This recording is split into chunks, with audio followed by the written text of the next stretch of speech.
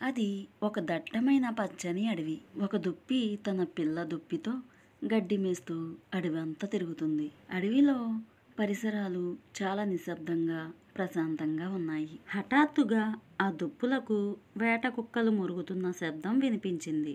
ఆ శబ్దం ఎక్కడో దూరం నుంచి వినిపిస్తుంది. కానీ తల్లి దుప్పిలో విపరీతమైన అలజడి ప్రారంభమైంది. వేట కుక్కలు ఎటువైపు నుంచి వస్తాయో, వాటి అరుపులు ఎక్కడి నుంచి వస్తున్నాయో అర్థం కాక అటు ఇటు చూస్తూ కలవరపడింది. తల్లిని చూసి విషయం అర్థం కాని దుప్పిపిల్ల తల్లితో ఇలా అంటుంది. అమ్మా, వేట కుక్కల కంటే నువ్వే పెద్దగా ఉన్నావు కదా, మరి వాటిని చూసి ఎందుకు భయపడుతున్నావు? నువ్వు వాటికంటే వేగంగా పరిగెత్తగలవు. నీకు కొమ్ములు కూడా ఉన్నాయి. వాటితో ఆ వేట కుక్కలను తరిమి కొట్టవచ్చు అని తల్లితో అనింది దుప్పిపిల్ల.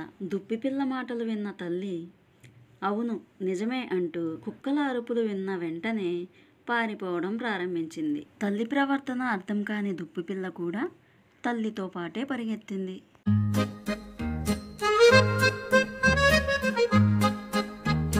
బుజ్జినేక ఏడకెళ్తివి, రాజుగారి తోటలోన మేతకెళ్తిని. రాజుగారి తోటలోన ఏమి చూస్తివి, రాణిగారి పూల చెట్ల సొగసు చూస్తిని. పూల చెట్లు చూస్తే నీవు ఊరికింటివా, ఊరికోక పూల చెట్లు మేసి వస్తిని. మేసి వస్తే తోటమాలి ఏమి చేశాను, తోటమాలి కొట్ట వస్తే తుర్రు మంటిని.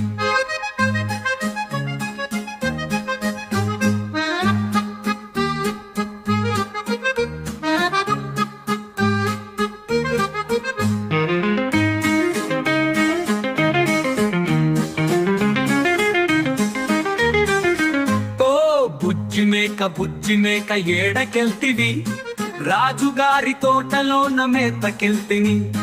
రాజుగారి తోటలోన ఏమి చూస్తివి, రాణిగారి పూల చెట్ల సొగసు చూస్తిని.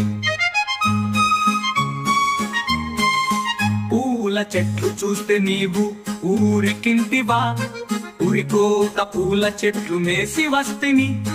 మేసి వస్తే తోటమాలి ఏమి చేశాను, తోటమాలి కొట్ట వస్తే తుర్రు మంటిని.